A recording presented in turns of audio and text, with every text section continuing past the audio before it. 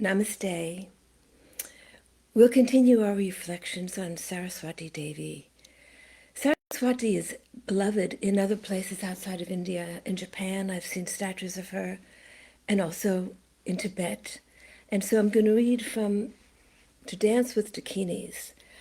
Many of you know Guru Rinpoche, the Buddha of Tibet. He had a consort called Yeshe Tsogyal. And this consort is said to be an emanation of Saraswati. So before I read the part about Saraswati, I'll read a little bit about Yeshe Tsogyal. This is, again, about the woman Padma Shomo, and she's now having her last teaching from her teacher called Dalha, before Dalha leaves the earth, leaves her physical body. And Shomo's feeling quite depressed because her son and husband have been away traveling for a long time, and she's missing them, and she says it's her love for them that makes her feel unhappy. Dalha says to her, Shomo, most people mistake attachment for love. Attachment comes from wanting to hold on to something for oneself, but love is beyond the limitations of self. In this love, there's no separation, and thus no suffering. There's no grasping, no holding on. I will tell a story about such a love. You know about the life of Yeshe Tsogyal, the consort of Guru Rinpoche. I nodded. You know she was born the daughter of a sempo, a king, and that as a young girl she refused all marriage proposals and fled to the charnel grounds of Samye Monastery, the monastery that Guru Rinpoche had envisioned and helped to create. She spent 12 years there engaging with all the negative forces that sought to overcome her. During that time, her love and compassion expanded to such an extent that it even reached beings in distant universes. Her purpose in taking birth was to manifest this love in the human body. Toward the end of her time of deep meditation practice, she saw that her main oppressor had been cast into the darkest of realms, and her immediate thought was to save him from the dire suffering that awaited him. But this would mean passing through the densest of realms where many demonic forms live. Most who enter those realms remain trapped there for eons. But she had attained a state of consciousness that allowed her to see all beings as held within the one being of her beloved consort, who had achieved union with the supreme reality. Without a moment's thought for her own welfare, she embarked on this inner journey, passing through hell realm after hell realm until she reached the place where that opponent was now trapped and undergoing great torment, and she was able to rescue and transform that being. This story is well known, and you may have heard it before, but it is not the end of the tale. Guru Rinpoche had left Bod. Bod is the name the Tibetans give for their land, Tibet. Guru Rinpoche had left Bod much earlier to return to the kingdom of his birth, which was in India, where his advanced disciples were waiting. Yet he was very much aware of the activities of his consort living far away in Bod. He recognized that her love was such that everywhere she looked and everything she saw was for her another form, another appearance of her divine consort. And he wanted her to teach this to his students. To do so, he devised a plan. He disappeared and traveled to a distant part of the universe and allowed a fierce demon to terrorize his disciples. In great fear, they gathered together and called upon the gods and goddesses for protection. But these deities realized that this was Guru Rinpoche's test and did not appear. Then they called upon their great guru, but he also did not come to save them. The one who responded was his consort, the yogini Yeshe Tsogyal. Quicker than the blink of an eye, she fled from her distant place in Bod to where the disciples were cowering in fear before this mighty demon. After 12 years of intense austerities, She was quite a sight to see, dressed in torn clothing, so thin and worn that it hardly covered her body.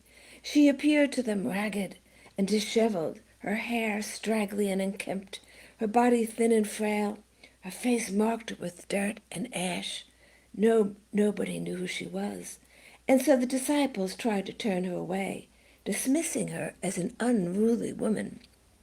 Unfazed by the rudeness, she would not depart. She wouldn't budge, no matter what they said to her.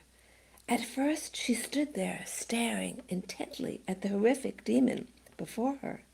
Then she began walking toward the demon, who had a wide assortment of deadly weapons in his many hands.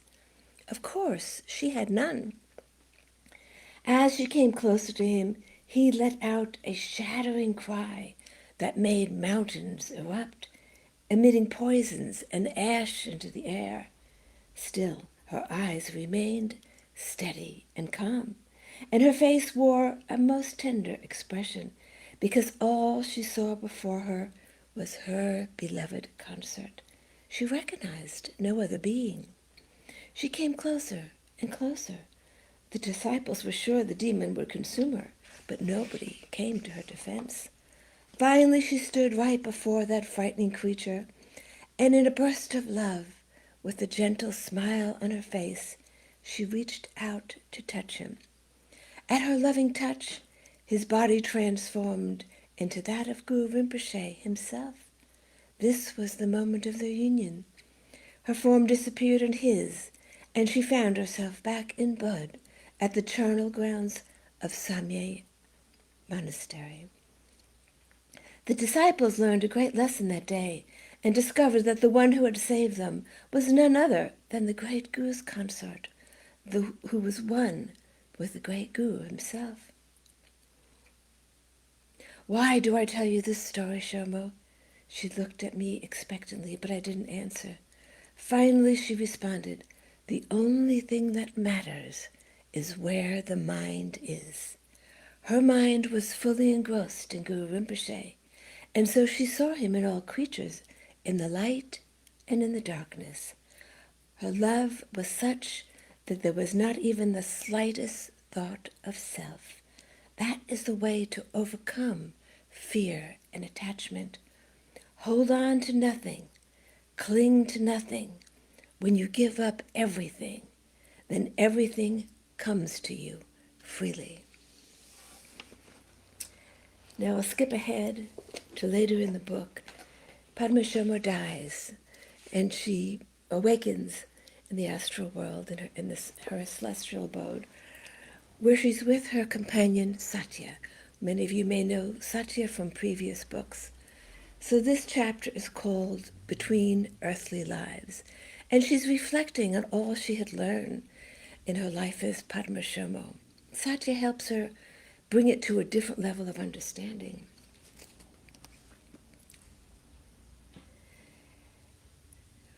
Satya says to her, when you were together with Amala, who's a character who helped Shambhu Padma at some point in the novel, in the book, when you were together with Amala, she told you stories of the ones known as Guru Rinpoche and Yeshe Sogyal. I could also share with you a story of them, one that took place not in the physical realm, but in the realm of light. Do you know of them, Satya? A surprised look crossed my face. He looked at me with equal surprise. Did you think I didn't know them? I didn't respond, and he continued. In the cycle of time, when people on earth entered a period of spiritual decline and deeper descent into materialism, the one known as Guru Rinpoche became concerned. After much meditation, decades, centuries, or millennia, it doesn't matter, he knew to call upon the Hidden One. To reach her, he had to traverse innumerable Buddha realms, realms where the Devas and Devis live. And there he found her, meditating in the center of it all, as universes swirled around her, the wondrous Mahadevi Saraswati. He beseeched her to send her emanation into the world, to spread the teachings that prod awakening, to keep alive the sacred knowledge embedded in all creation. But there's another way of telling that story. Some say it was she who first called him, as he was immersed in the blissful state of fully awakened awareness. She approached and requested him to take birth in the human world. It was only after he agreed to do so that he appealed to her to accompany him. It does not matter who initiated the call, because both are manifestations of the limitless love and compassion that flow through the worlds. There he stood, pleading with her to enter the earth realm for the sake of humankind. Smiling, she consented and sent forth her emanation, who was born as the very Yeshe Tsogyal, and who continues to spread the teachings of Tantra throughout the land you call Bod and beyond. You know the rest of that story. Daring not to express my ignorance, I silently wondered about the nature of an emanation. It was something I'd heard about in the past, and again during my life as Padmashomo, but I could not say that I fully understood it. Catching the drift of my thought, Satya responded, "When deities project a part of their consciousness into the material realm or anywhere else, that is called an emanation. It is rare for a full incarnation to take place, less rare for the devatas to send out emanations. But let me continue. It is also said that it was she, Saraswati Devi, who sent her daughters to dance on the ice. The ancient rishis of Brahmavarta, that was the ancient name of India, claim that throughout the Himalayas they also saw her guiding the melting ice in its flow down the mountains into the plains, forming rivers where the clans could gather and foster new societies. It was the same in the region known as Bod. The formation of rivers and lakes needed a knowing hand and the dance of so many unseen Dakini daughters. That ends our reading for today. Tomorrow we will have our last reading for this Navaratri. But I will have to begin an hour earlier, as tomorrow is a travel day for me. So I will begin at 9 a.m. East Coast time, 7:30 p.m. in India. Jai Ma.